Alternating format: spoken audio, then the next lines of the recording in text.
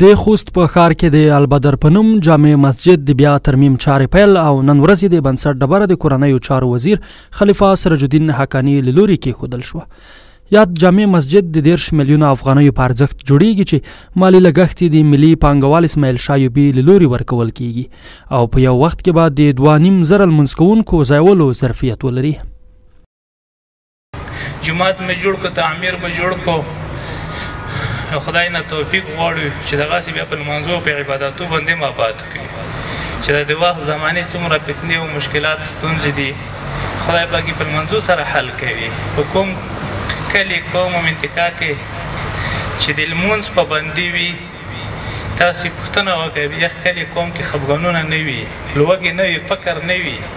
خدای پاک د فقر نه د لوږې نه د هر څه نه ساتي.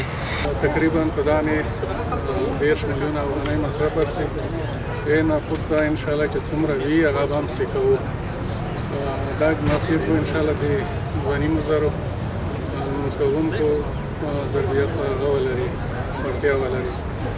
خاص ریا حمامونه او د ښځو او زنانو دپاره مسجد د امام دپاره او د صفاکارانو دپاره ځانګړی ضرورت ولري. د یاد مسجد د چارې پیلېدو پر مهال د خوست حج او اوقافو رئیس مولوي عبدالقیوم حقانی په خپلو خبرو کې زیاته کړه چې اوس مهال په خوست کې څه باندې 3.5 زره مسجدونه موجود دي چې هڅه کوي هغه مسجدونه چې ودانۍ د بېلابېلو لاملونو له امله ورانې شوي د حج او اوقافو وزارت په بودیجه او ملي تجارانو په مرسته بیرته ورغوي. امیر المؤمنین حفظه الله ته او ریاست الوزرا ته خپل وزارت مقام ته کړی دی، نو هغو وعدې راکړې دي.